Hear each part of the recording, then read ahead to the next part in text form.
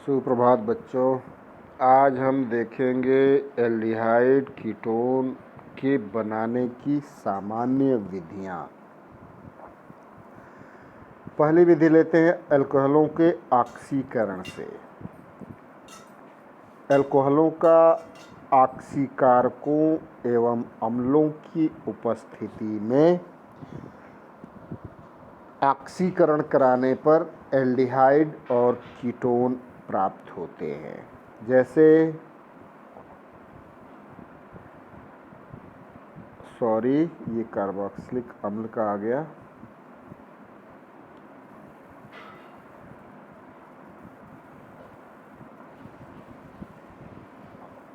कोई भी प्राथमिक अल्कोहल का ऑक्सीकरण अगर पोटेशियम डाइक्रोमेट और सांद्र सल्फ्यूरिक अम्ल के द्वारा कराया जाएगा तो एल्डिहाइड बनता है।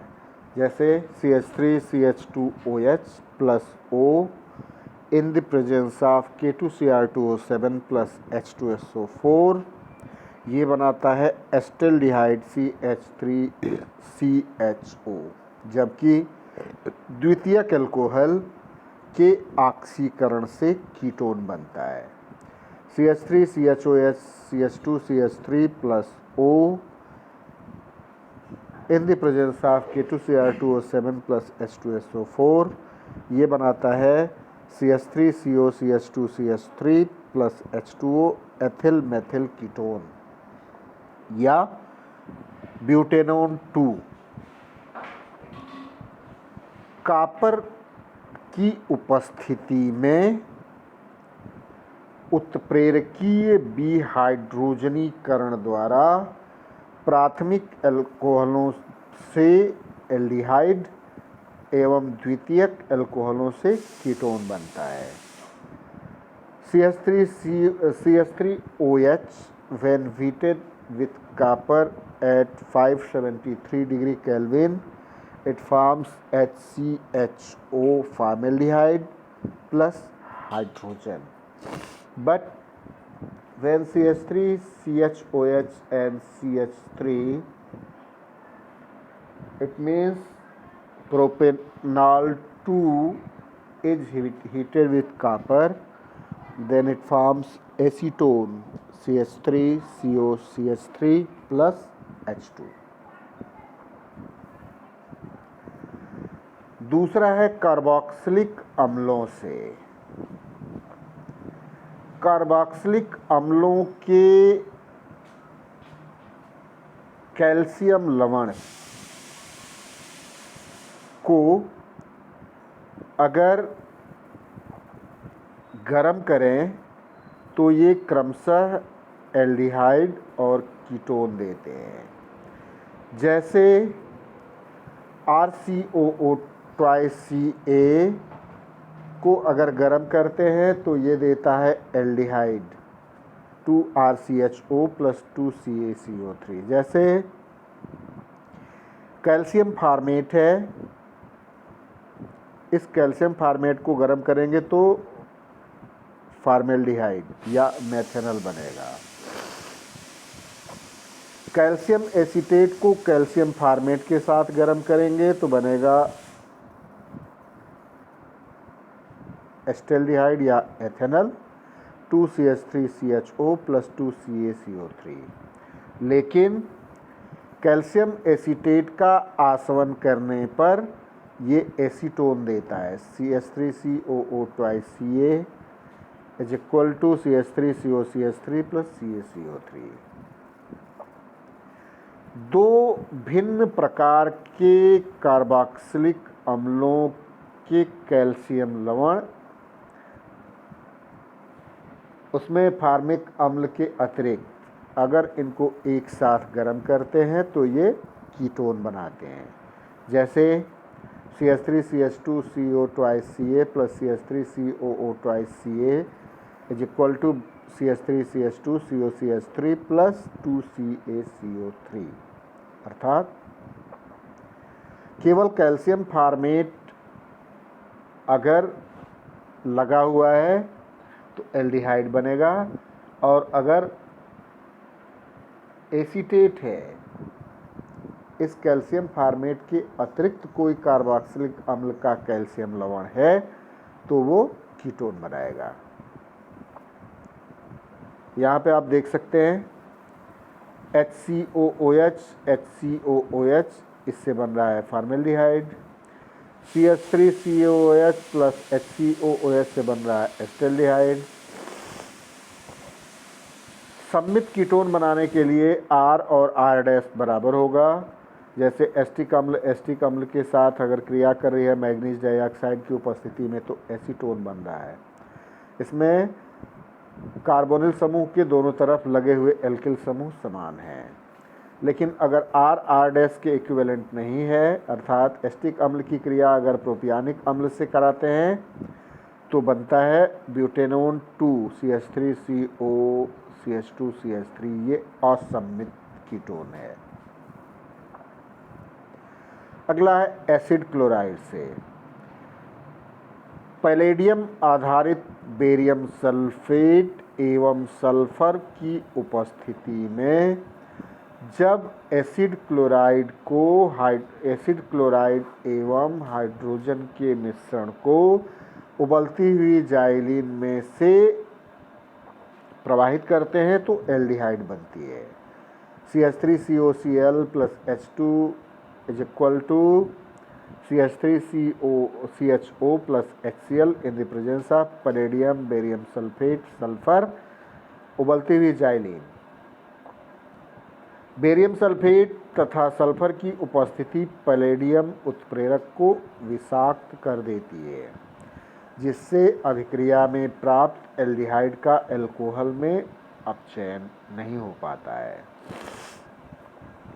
यदि इसको विषाक्त नहीं बनाया जाए तो अभिक्रिया में बना हुआ एल्डिहाइड एल्कोहल में अपचयित हो जाएगा और एल्डिहाइड नहीं प्राप्त होगा। इस विधि के द्वारा कीटोन नहीं बन सकते।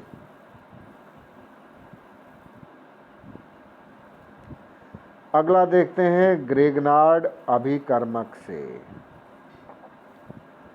जब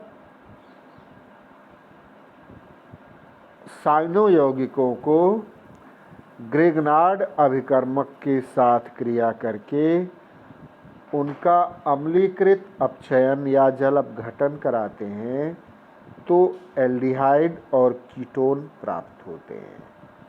जैसे आप देखो HCN की क्रिया CH3MgI से होती है तो बनता है CH3NMgI डबल बॉन्ड से, और जब इसका जल अपघटन कराते हैं अम्लीय माध्यम में तो बनता है CH3CHO plus NH3 plus MgOHI।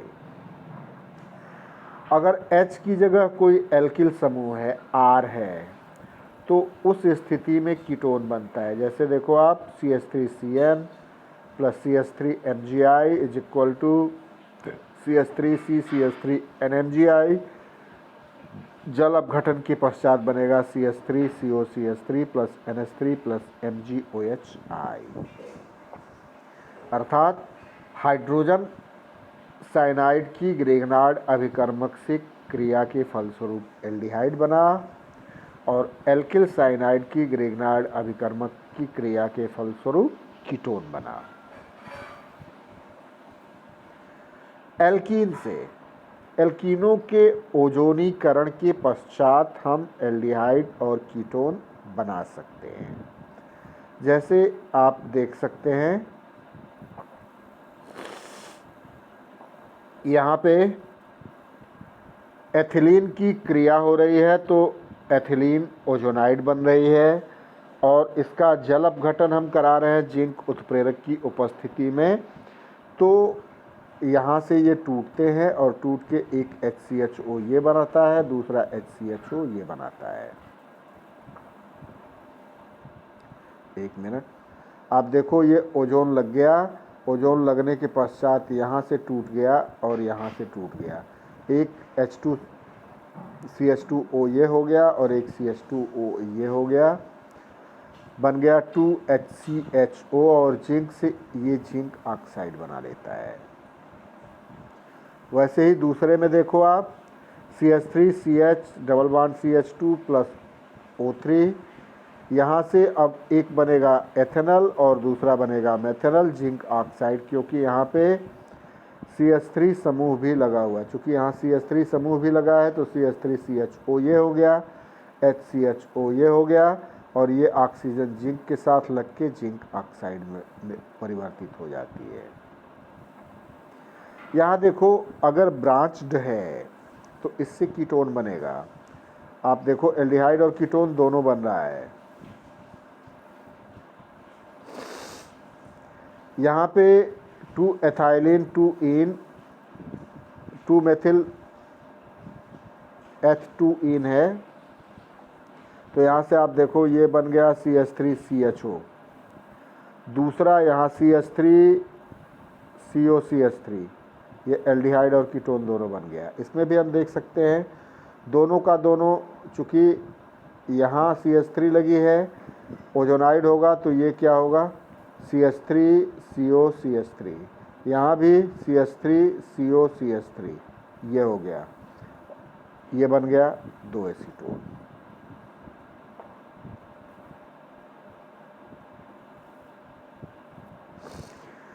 Jam डाइहैलाइड से, ये जैम है,